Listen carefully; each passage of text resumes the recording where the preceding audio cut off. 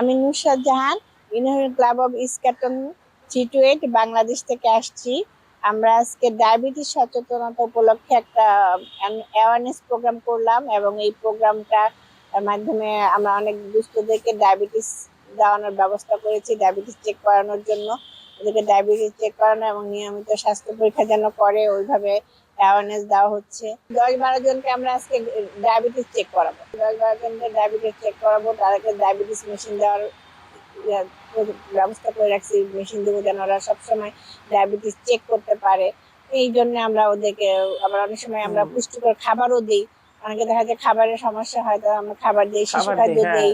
একজন ব্যক্তি সুস্থ মানে একটা সমাজ সুস্থ, আর সমাজ সুস্থ মানে রাষ্ট্র সুস্থ। আমরা চাই যে আমরা ইস্কাটন ক্লাব থেকে আসছি, যে একটা সুন্দর সমাজ, সুস্থ সমাজ গড়ে উঠুক, এই পথে আমরা কাজ করতে আসছি। আমরা সবসময় ডায়াবেটিস রোগীদের পাশে থাকবো এবং তাদের সাহায্য সহযোগিতার চেষ্টা করব। নিয়মিত যেন স্বাস্থ্য পরীক্ষা করে ওইটা আমরা চেষ্টা করব এবং সেইভাবে আমরা একটা সুন্দর সমাজ তথা সুন্দর রাষ্ট্র গড়ে তুলতে চাই। ইউনিয়ন ক্লাব অফ ইস্কাটন পক্ষ থেকে এটাই আমাদের আজকে প্রত্যাশা।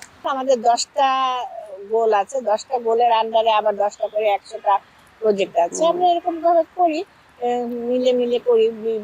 আমার আমার সমাজ যদি ভালো থাকে, ওনার সমাজ যদি ভালো থাকে, এই আপার সমাজ যদি ভালো থাকে, তাহলে তো রাষ্ট্র ভালো হয়ে যায়। এইভাবে আমরা এগিয়ে যাই। আমরা প্রত্যেক মাসে 3টা-4টা কাজ করি, প্রত্যেক মাসে 3টা-4টা কাজ করি, মানে প্রজেক্ট করি, মিনিমাম 4টা প্রজেক্ট করি প্রত্যেক মাসে।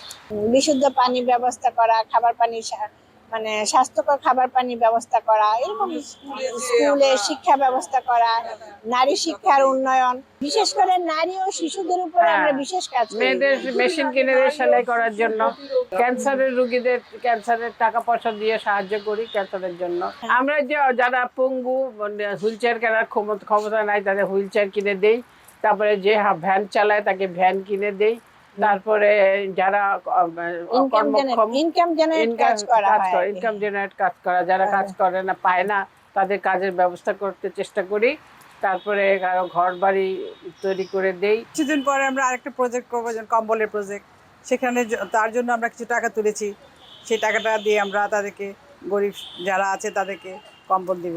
গত বন্যার সময় আমরা অনেককে সাহায্য করেছি, তাদেরকে আমরা ঘর বাড়ি তোলার জন্য, টিন কেনার জন্য, কাপড় চোপড় কেনার জন্য। তারা তো সব ভেসে গেছিলো বন্যায়, তাদের বিরাট একটা বন্যা হয়ে গেল।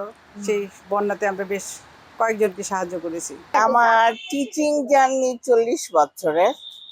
আমি রিটায়ার করছি 24শে জুলাইয়ে। তা নিজেকে বিজি রাখতে হবে এবং সমাজের কিছু কাজ করতে হবে। তো এখন ছেলেমেয়েরা সব বাইরে, আমি একা বাংলাদেশে থাকি। এইগুলা সবার সাথে মিশি, সবার অবস্থা বুঝে, সব সংস্থায় কোনটায় কোন অসুবিধা সুবিধা সাহায্য লাগবে সব জায়গায় আমি ডোনেট করার চেষ্টা করি। ইনার হুইল ক্লাব মানে